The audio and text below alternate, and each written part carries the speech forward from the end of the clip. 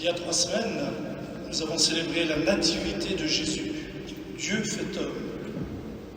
Aujourd'hui, nous faisons un bond d'une 30aine d'années dans sa vie cachée à Nazareth.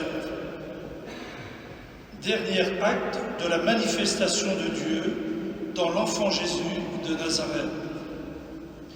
Après qu'il lui ait été manifesté au berger, alerté par les anges dans la nuit, puis aux mages venus de loin pour voir de près et se prosterner devant cet enfant à qui ils ont offert leurs présents, l'or, l'encens et la myrrhe. Voici qu'aujourd'hui, il nous est manifesté au jour de son baptême.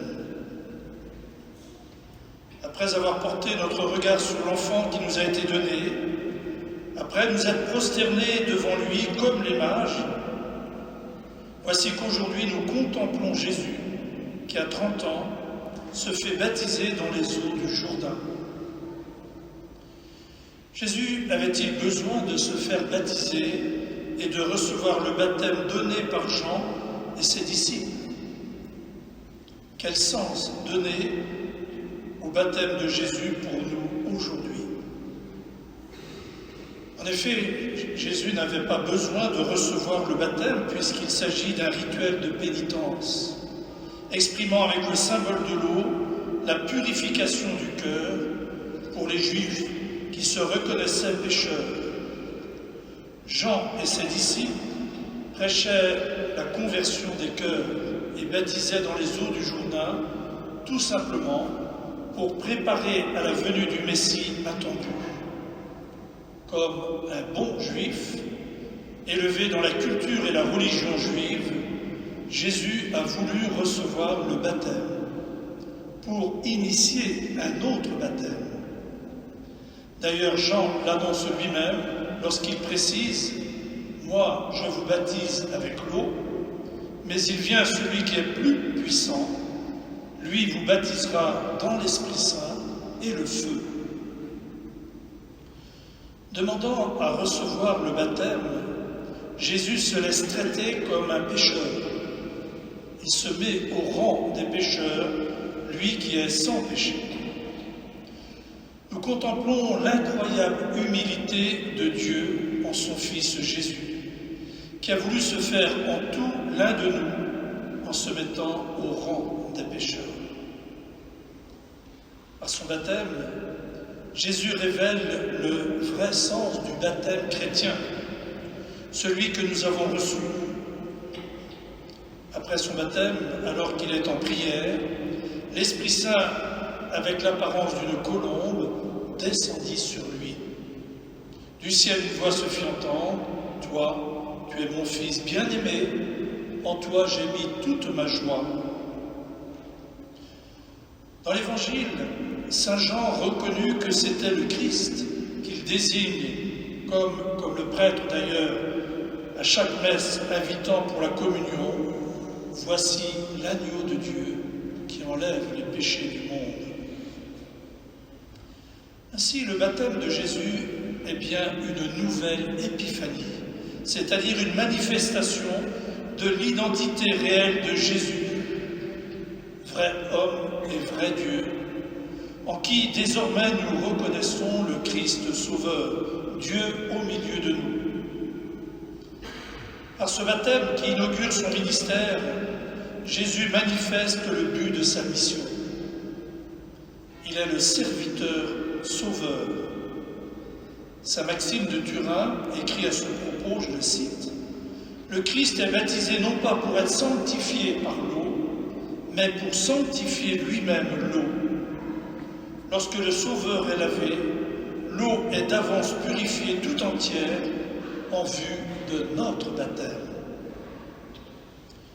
Jésus est en prière lorsque l'Esprit descend sur lui et qu'une voix le désigne, « Toi, tu es mon Fils », comme pour nous montrer l'unité entre le Père et le Fils, et soulignant ainsi la communion d'amour, la communion profonde de Jésus qui, dans la prière, dialogue avec son Père sous l'action de l'Esprit Saint, ce que nous rappelle d'ailleurs le signe de la croix chaque fois que nous entrons en prière ou que nous commençons une célébration.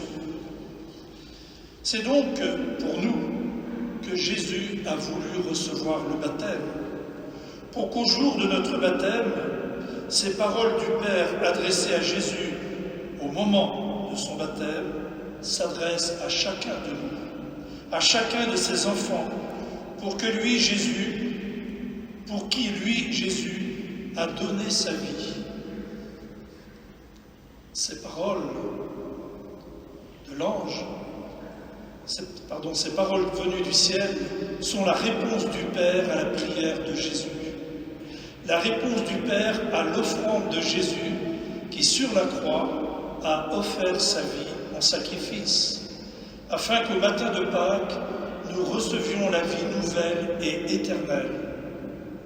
Je vous invite à y être attentif tout à l'heure dans les paroles de la consécration. Le baptême exprime et accomplit ainsi le mystère de notre naissance à la vie de Dieu.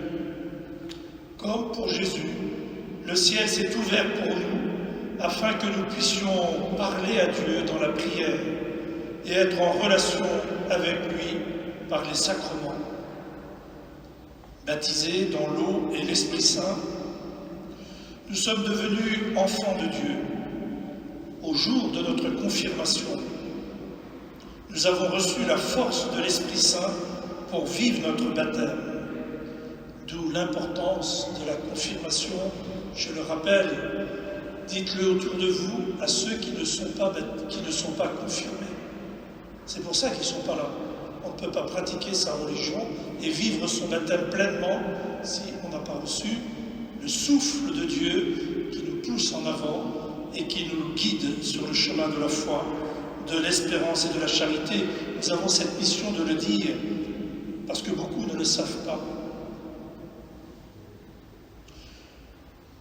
L'Esprit Saint nous est donné également pour prier. Saint Paul le rappelle. Lorsque nous disons la prière que Jésus nous a donnée, notre Père, c'est l'Esprit Saint qui murmure en nous la prière de Jésus. Aujourd'hui, frères et sœurs, puissions-nous réentendre chacun pour nous-mêmes ces paroles prononcées sur Jésus. Et je sais qu'il y a aussi des catéchumènes parmi nous. Puissent-ils se préparer à entendre bientôt, ceux qui vont recevoir le baptême à Pâques, ces mêmes paroles. Toi, tu es mon Fils bien-aimé, en toi je trouve ma joie. Réalisons ce que nous sommes devenus, ce que les catéchumènes vont devenir bientôt. Nourris par la communion eucharistique, nous essayons de vivre en nous mettant à l'école de Jésus pour vivre et aimer comme lui nous a aimés.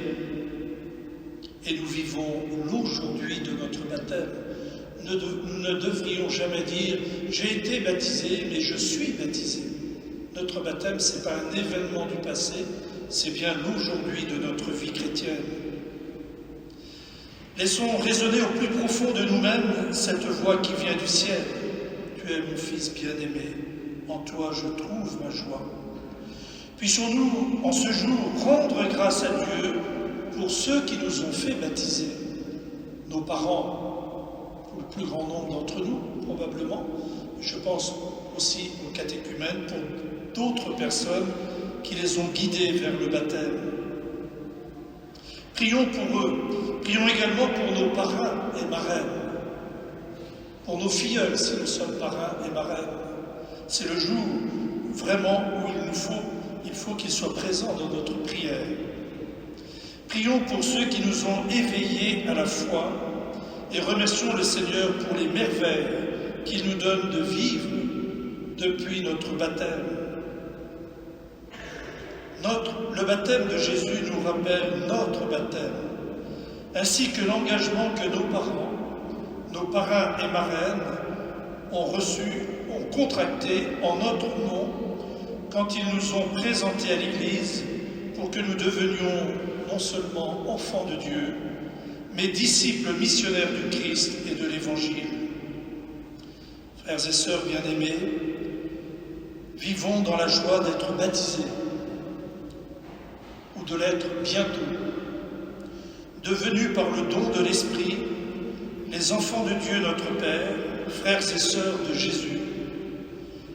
Avec Marie et Joseph, prions les uns pour les autres, prions pour les futurs baptisés, les petits-enfants, les enfants en âge scolaire et les catéchumènes, et peut-être déjà ceux qui se présenteront à nous pour se préparer au baptême dans les semaines et les mois qui viennent. Le Christ nous envoie tous pour porter la joie de l'Évangile, bonne nouvelle du salut et de l'amour de Dieu pour tous et pour chacun de nous. Amen.